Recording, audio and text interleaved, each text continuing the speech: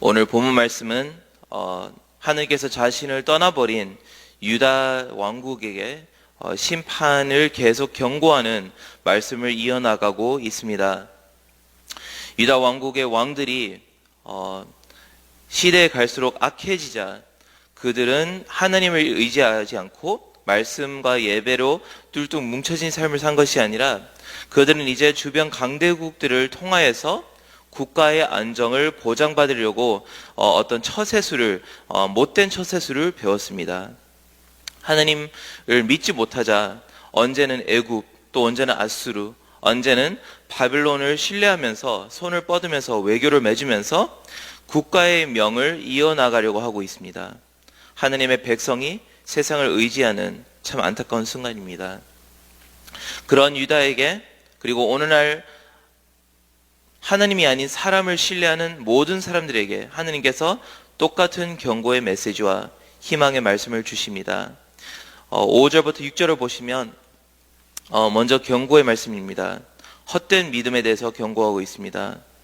여호와께서 이와 같이 말씀하시니라. 무릇 사람을 믿으며 육신으로 그의 힘을 삼고 마음이 여호와에게서 떠난 그 사람은 저주를 받을 것이라. 그는 사막의 떨기나무 같아서 좋은 일이 오는 것을 보지 못하고 광야 건조한 곳, 건건한 땅, 사람이 살지 않는 땅에 살리라. 사람을 믿는 사람을 하느님께서는 사막의 떨기나무와 비교를 하시는데, 떨기나무는 사막에서 고립과 방치를 뜻하는 비유의 장치입니다. 정원인 이유는 관리를 받기 때문에 그렇습니다. 그리고 사막인 이유는 관리를 받지 못하고 방치되었기 때문에 그렇습니다. 사람을 가까이 하고 사람을 신뢰하고 사람을 붙잡으려고 할수록, 의지하려고 할수록 왜 역으로 아이러니하게 저희들은 방치되고 고립될까요? 왜냐하면 사람은 유한하고 연약하며 죄악으로 가득 차 있기 때문에 사람을 믿을수록 실패하고 실망합니다. 사람 사이의 신뢰는 언제나 깨지기 때문에 신뢰를 한 사람이나 신뢰를 받았던 저버린 사람 둘 다 상처를 받습니다. 그것이 거듭되고 반복되다 보면 어느새 나는 사람으로도 고립됩니다. 외롭고 사람이 싫기 시작합니다. 사람을 믿을 때 받는 자연스러운 저주가 어쩌면 바로 좋은 일이 오는 것을 보지 못하고 건조한 땅에서 소외된다는 이 말씀입니다.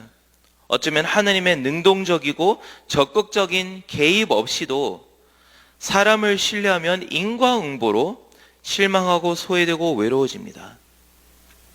사막에 있는 떨기나무를 보면 그 심어진 장소에 모든 수분을 자기 혼자 다 흡수를 해야 되기 때문에 보면 늘 언제나 혼자 있습니다. 다른 식물과 공존할 수 없습니다.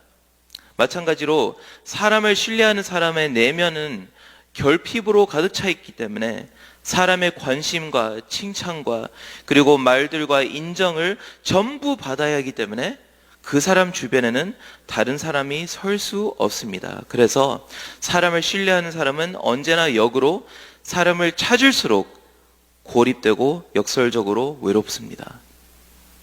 나는 채워지지 않는 나의 어떤 결핍과 그리고 나의 갈망 때문에 주위 사람들이 나를 힘들어하지 않습니까?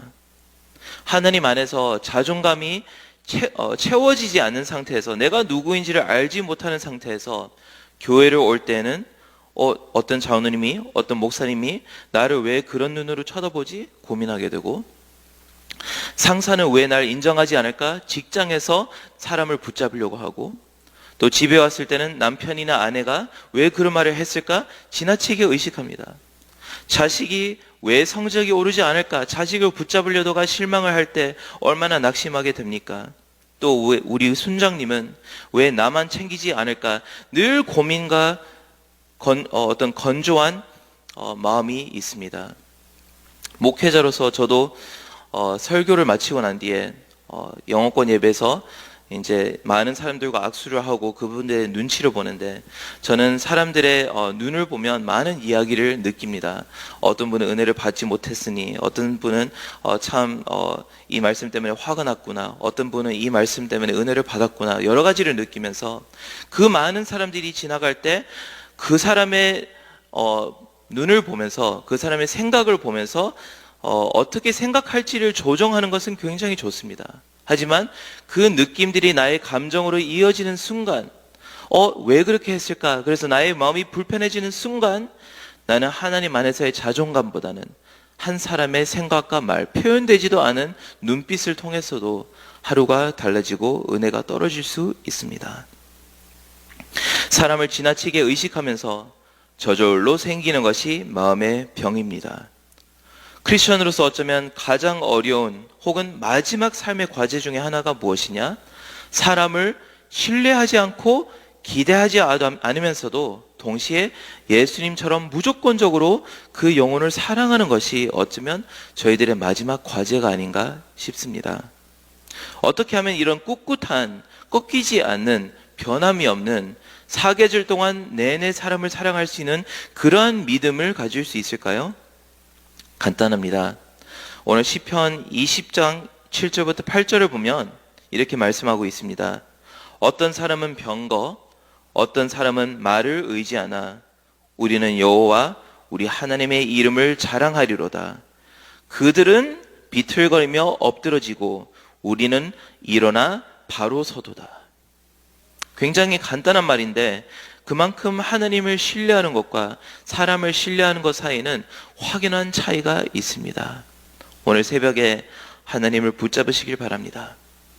사람에게 의지하지 않고 말과 병거를 자랑하지 말고 하나님을 의지하면서 일어서는, 똑바로 서는 오늘 하루가 되시기를 축원드립니다. 그때 어떤 일이 벌어질까요? 7절, 8절은 격려와 축복의 메시지입니다. 그러나 무릇 여호와를 의지하며 여호와를 의뢰하는 그 사람은 복을 받을 것이라.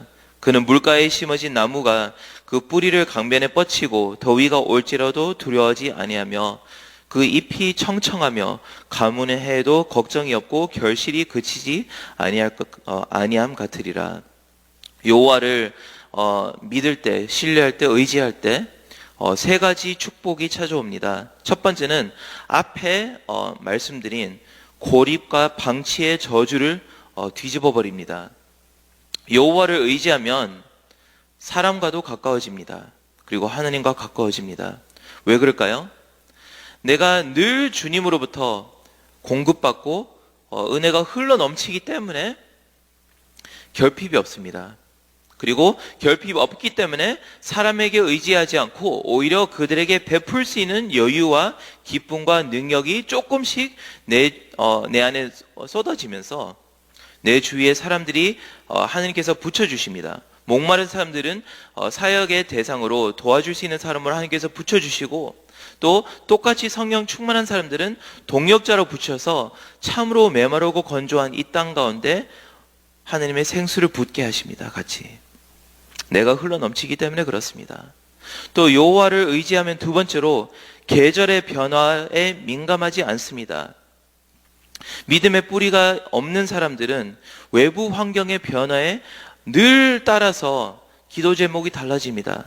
경제적인 시련의 바람이 불면 어이쿠 하고 놀라면서 주위 사람들에게 손을 내밀고 하나님께 이걸 살려달라고 얘기를 하다가 또는 외로움이 찾아왔을 때 놀라면서 사람을 만나야 되고 사람을 붙잡게 됩니다.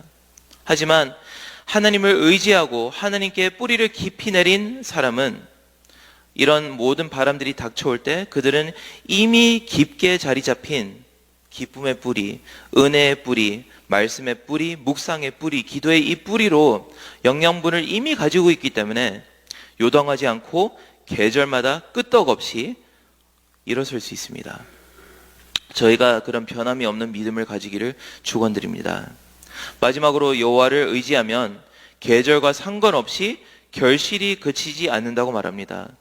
하나님을 신뢰하지 못할 때에는 자신의 결핍을 숨기기 위해서 가지만을 무성하게 세우는 크리스천들이 많이 있습니다. 그럴듯해 보이지만 예수님께서 보셨을 때는 무화과 나무처럼 저주하시면서 열매가 없을 때 하나님께서 책망하시는 모습입니다.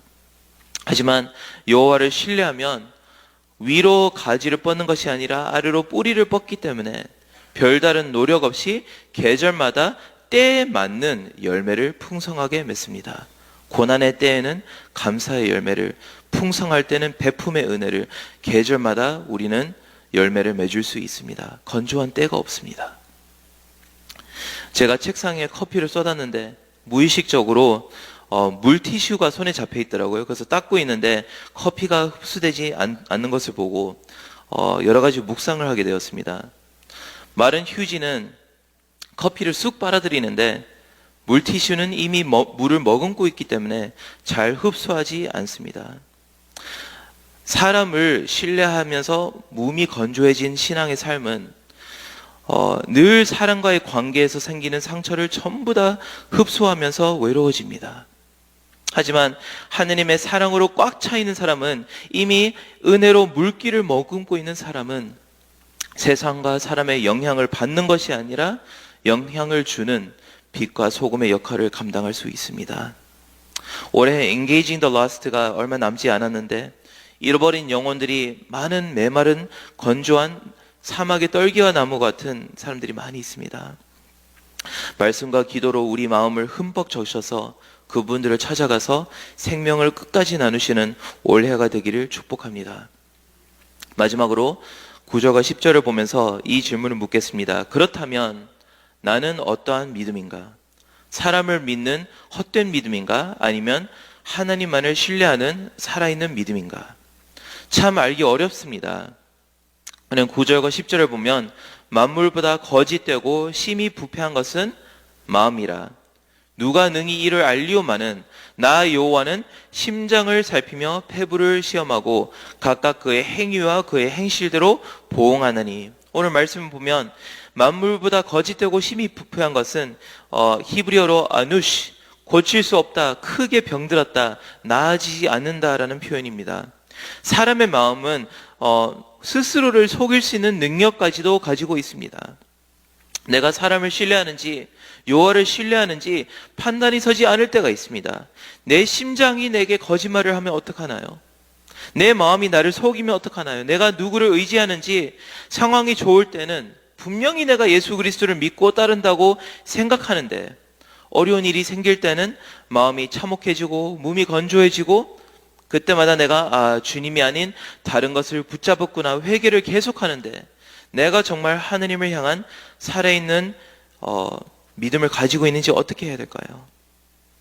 10절에 보면 나는 나 자신을 속일지 모르더라도 하나님께서는 나를 안다고 말씀하십니다. 심장을 살피고 폐부를 살피시고 나의 행위와 행실대로, 그래서 내면 세계와 외면 이 모든 것을 보시면서 하나님께서는 전인격적으로 나의 믿음의 증거를 찾으시는데 어떻게 내가 주님 앞에 일어서겠습니까? 속일 수가 없습니다.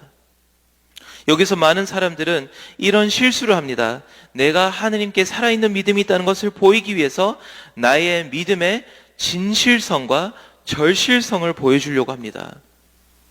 내가 주일 성수하는데, 내가 11조를 하는데, 내가 금식 기도를 하는데, 여러분, 이때는 나의 믿음의 진실성이 중요한 것이 아니라 내가 믿는 대상이 누구냐를 정확하게 아는 것이 관건입니다. 아멘이죠? 나의 진실성이 중요한 것이 아니라 내가 정확한 대상을 믿고 있다면 그것이 나를 살게 하는 힘입니다. 추락하고 있는 사람은 누구든지 지푸라기를 붙잡을 때 절망스럽게 진실되게 절실하게 그 지푸라기를 붙잡습니다. 하지만 지푸라기는 신뢰할 만한 대상이 아니기 때문에 떨어지고 맙니다. 베드로는 이렇게 말합니다. 모든 육체는 풀과 같고 모든 영광은 꽃과 같으니 풀은 마르고 꽃은 떨어지되 오직 주의 말씀은 세세토록 있도다 하였으니 너희에게 전한 복음이 곧 이 말씀이니라. 사람은 신뢰하면 꽃과 같고 풀과 같아서 언젠가는 시들지만 우리가 붙잡을 것이 있으니 이것은 말씀이며 이 말씀은 무엇이냐? 너희에게 전한 복음. 그래서 하느님께서 우리에게 좋은 소식 복음을 주셨습니다. 아멘. 말씀이 친히 육신이 되어셔서 나를 붙잡으라고 오신 예수님이 말씀하십니다. 역사 한가운데 뛰어드셨습니다. 십자가를 쥐고 높이 들리신 이유가 무엇이냐? 살아있는 동안 우리의 살아있는 믿음의 대상이 누구인지를 명백하게 보여주려고 오셨습니다. 나의 믿음의 진실성, 나의 감정, 나의 내면에 이 진실성을 보여드리려고 하는 것이 우리가 살아가야 될 삶이 아니라 정확히 예수 그리스도를 보면서 붙잡는 것이 우리의 마지막 소망인 줄 믿습니다. 사람이라는 쥐푸라기를 붙잡지 말고 강변에 깊이 뿌리 내린 이 나무, 이 예수 그리스도를 붙잡을 때 어느새 그 자연스럽고 올곧고 풍성한 그 은혜를 우리는 누릴 수 있을 줄 믿습니다. 이 이미지를 연상하면서 마지막으로 떠오른 말씀이 있었습니다. 누구든지 내게로 오면 그 배에서 생수, living water, 마임 하임이라고 히브리어로 되어 있는데 이 생수가 뱃속으로부터 터져 나오리라 주님께서 외치십니다. 앞으로 오실 성령님을 예언하시는 예수님의 약속이었습니다. 성령 충만했을 때, 우리가 예수님을 믿고 성령 충만했을 때 복의 근원지가 되고 사람에게 우리는 더 이상 손을 벌릴 필요가 없는 은혜가 생긴다는 것입니다. 뱃속으로부터 깊이 터져나오는 은혜, 이것이 하느님을 믿을 때, 주님께서 친히 보낸 독생자를 믿을 때 우리에게 친히 주시는 성령 충만의 축복이 바로 오늘 말씀입니다. 하느님께서 오늘 말씀을 통해서 저희들에게 원하시는 말씀을 간단하게 요약하겠습니다. 마른 휴지처럼 세상과 사람의 악한 것을 전부 흡수하지 말고 성령의 비를 촉촉하게 먹으면서 저기 멀리 방치된 떨기나무와 같은 저 한 영을 돌봐주렴.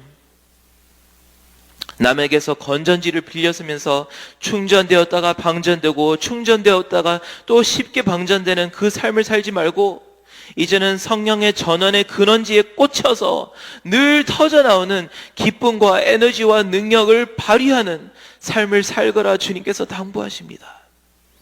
이제는 하느님께 손을 벌린 삶을 내려놓고 성령의 전원에 나의 삶을 꽂으면서 주님께 늘 예수 그리스도를 믿음으로써 동행하시기를 축복합니다. 우리 아버지는 우리가 결핍으로 신음하지 않고 메말라버린 세상을 향해서 생명수로 넘쳐 흐르시기를 원하십니다. 그래서 예수 그리스도의 이름을 우리에게 주셨습니다. 그 예수님을 우리가 믿고 성령으로 채우심을 받아 이제는 복의 근원이 되시는 여러분이 되기를 축복합니다.